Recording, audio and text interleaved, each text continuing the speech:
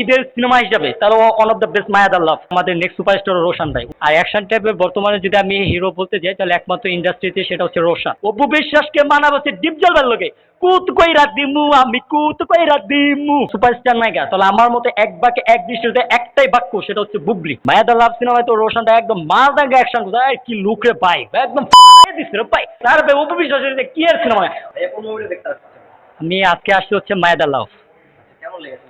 মুভিটা একদম এক কথা হচ্ছে আউটস্ট্যান্ডিং এবং গল্পটা খুব সুন্দর ছিল এবং ডিরেক্টর হচ্ছে জাকির হোসেন জসিমউদ্দিন জাকির ভাইয়া অনেক সুন্দর ডিরেকশন করেছেন এবং তিন নায়ককে খুব সুন্দরভাবে প্রেজেন্ট করেছে। সবচেয়ে মানে যে ইন্টারেস্টিং ব্যাপারটা ছিল আমরাও মানে অ্যাকশন টাইপের সিনেমা চাই। আর অ্যাকশন টাইপের বর্তমানে যদি আমি হিরো বলতে যাই তাহলে একমাত্র ইন্ডাস্ট্রিতে সেটা হচ্ছে রোশন।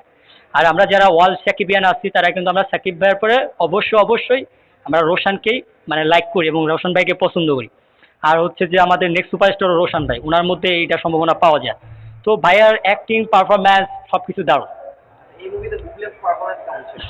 বুবলি আপু তো একজন মায়াবী একটা কন্যা, অনেক সুন্দর করে কথা বলতে পারে এবং ওনার পার্সোনালিটি আমার খুব ভালো লাগে। আর স্পেশালি উনি এই মুভিতে যে বিশেষ একটা ক্যারেক্টার অভিনয় করছে আমার মনে হয় পূর্বে যতগুলো ক্যারেক্টার অভিনয় করেছিল এই ক্যারেক্টারটা একবারে সব রেকর্ড ভেঙে দেবে। পূর্বে যতগুলো আছে এই যে ওনার দুইটা মুভি রিলিজ হয়েছে, একটা হচ্ছে আপনার দেওয়ালের দেশ আর একটা হচ্ছে মায়াদা লাভ।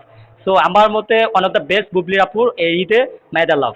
এই মুভিতে যদি অপু বিশ্বাসকে রাখা হতো তাহলে কেমন হতো মুভি? ওরে ভাই রে ভাই এই তো দিচ্ছেন আমার রুচিটা খারাপ করে ভাই দৌড়ু ভাই। এটা একটা কথা বলেন ভাই। ভাই এই অপু দি হচ্ছে আপনার সেই যুগের নায়িকা, এই যুগের নায়িকা তো না ভাই। অপু বিশ্বাসকে মানাবো হচ্ছে ডিপ জলবার লোকে কুত কইরা দিমু আমি কুত কইরা দিমু। ডিপ জল ভাই আমি রিকোয়েস্ট করতেছি প্লিজ ভাই আপনি আমার ভিডিও যারা যদি দেখতে পারেন তাহলে প্লিজ অপু দেখে নিয়ে একটা সিনেমা বানান। আপনার জন্য আমরা অনেকে ওয়েট করে আছি, অপেক্ষায় আছি যে অপু বিশ্বাস দিদির সাথে একটা ডিপ জল ভাই একটা জুটি হোক। এটা আমার কথা না ভাই, এটা হাজার হাজার সিনেমা প্রেমিক যারা আছে তাদের সবার কথা। আপনাদের হচ্ছে আপনি এখনো যদি বাংলা চলচ্চিত্র গ্রুপগুলোতে যদি আপনি খুঁজে দেখেন তাহলে সবাই কিন্তু হচ্ছে যে আপনার এটাই বলতেছে যে অপু বিশ্বাসের সাথে আমরা হচ্ছে ডিপজল ভাইকে চাই। অপু বিশ্বাস এখন ডিপজলের সাথে মার্ক মানে পারফেক্ট, কারণ ডিপজল ভাই সাবনুরের লোক মনে করেন কুতকুত খেলছে, তারপর অন্যান্য যে নায়িকাগুলো আসলো আগের ময়ূরী কৈরি পঙ্কি টঙ্কি সবার লোকে কুতকুতি খেলা হয়ে গেছে। এনে ডিপজল ভাইও উচিত অপুদির সাথে একটা কুতকুতি খেলা, কারণ ওই যুগের নায়িকা এখনো স্ট্রং, এখন ওনার সাথে ডিপজল ভাইয়ের সাথে একদম পারফেক্ট মানাবে। শোনা যাচ্ছে শাকিব খানের নেক্সট মুভিতে নাকি অপু বিশ্বাস থাকতে পারে, তো এটা দর্শক কিভাবে নেবে? আমি নিঃস্ব হয়ে যাব যদি অপু বিশ্বাসকে নেওয়া হয় ভাই। আমি শেষ ভাই, আমি তো সিনেমাটা দেখবই না। মানে কি বলবো ভাই, আপনি যে কথাটা আমার শুনাইলেন ভাই বুঝছেন তো মানে আমার না ভাই, আমার তো ভাই মাথাটা হ্যাং হয়ে গেছে। আর ভাই অপু বিশ্বাসের যে কি আর সিনেমা, কোন জায়গায় আপনি নিউজ পাচ্ছেন এই রকম সিনেমা যদি হয় বা অপু বিশ্বাসকে নিয়ে যদি সিনেমা বানায় তাহলে কখনোই আমরা এই সিনেমা দেখবো না। কেন দেখবো? কেউ কোনো দর্শক এই সিনেমা দেখবে না। এখন হচ্ছে আপনার বর্তমান সময়ের হচ্ছে সুপারস্টার নায়ক হচ্ছে ঢালিউডে হচ্ছে শবনম বুবলি। এখন বুবলি আপুকে নিয়ে কাস্টিং করা উচিত। আর হচ্ছে যে আমরা হচ্ছে এই ইয়াং জেনারেশন এই ডিজিটাল যুগে অপুদের এখানে খাওয়ার নাই। তবে হ্যাঁ ওনার ক্যারেক্টার করা যায় যদি মায়ের ক্যারেক্টার দেয়। হ্যাঁ একটা মজার একটা ঘটনা মনে পড়ে গেল, মাইয়া আপুকে যে রাজকুমার ওনার মায়ের ক্যারেক্টারটা দিছে এখানে যদি অপু বিশ্বাসকে দেওয়া হতো বিশ্বাস করেন ভাই পয়সা উসুল হয়ে যেত একদম, টাকাটা এবার উসুল হয়ে যেত। দেখা বস সাকিব খান তো সাকিব খান ওনারও প্রথম উনি নেই, তারপর অনেক সুন্দর হয়েছে, কিন্তু ওইখানে মায়ের জায়গায় অপু বিশ্বাসকে কাস্টিং করা উচিত ছিল আমার মতে। আপনি আমাকে এখন বলে একটা খালি সিনেমা দেখান যে সাকিব বুবলির ফলপ খাওয়া, খালি আমার একটা দেখান। সাকিব খান এমন একজন হিরো তিনি হচ্ছে বাংলাদেশের সুপারস্টার এবং ওনার সিনেমা কিন্তু একমাত্র নামের উপরেই চলে। আর দ্বিতীয়ত যদি কোনো নায়িকা থাকে মানে সুপারস্টার নায়িকা তাহলে আমার মতে এক বাক্যে এক দৃষ্টিতে একটাই বাক্য সেটা হচ্ছে বুবলি, ওনার দ্য বেস্ট নায়িকা। ওনার নেওয়া হোক না কেন, ওনাকে কাস্টিং করা না কেন, প্রডিউসার ডিরেক্টরদের উচিত ওনাকে নিয়ে কাজ করা। আচ্ছা, এই যে কয়টা মুভি দেখেছেন?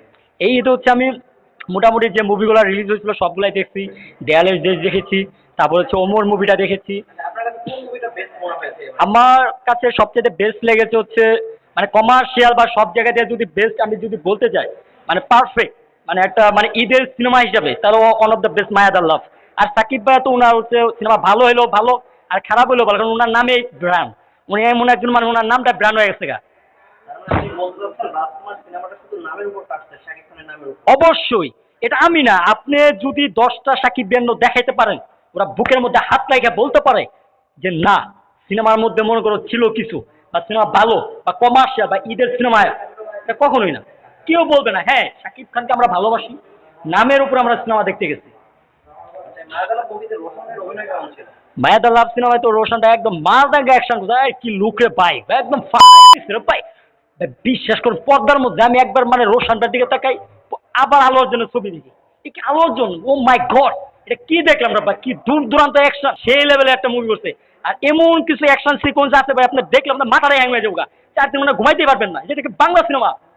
আপনার এখন বাংলা সিনেমা আগের থেকে এতটা বেটার হয়েছে যে আমরা হলমুখী দর্শকরা হচ্ছি, কারণ আমরা সিনেমা দেখতে আসছি। এখন কিন্তু আমরা আগে বছরে একটা মুভিও দেখতাম না, বাট এখন হচ্ছে আমরা বছরে কিন্তু 4টা 5টা 6টা এরকম মুভি দেখি, বা মাসে সপ্তাহে 3-4টা মুভি এরকম দেখি। আগে তো আমরা বছরেও একটা মুভি দেখতাম না।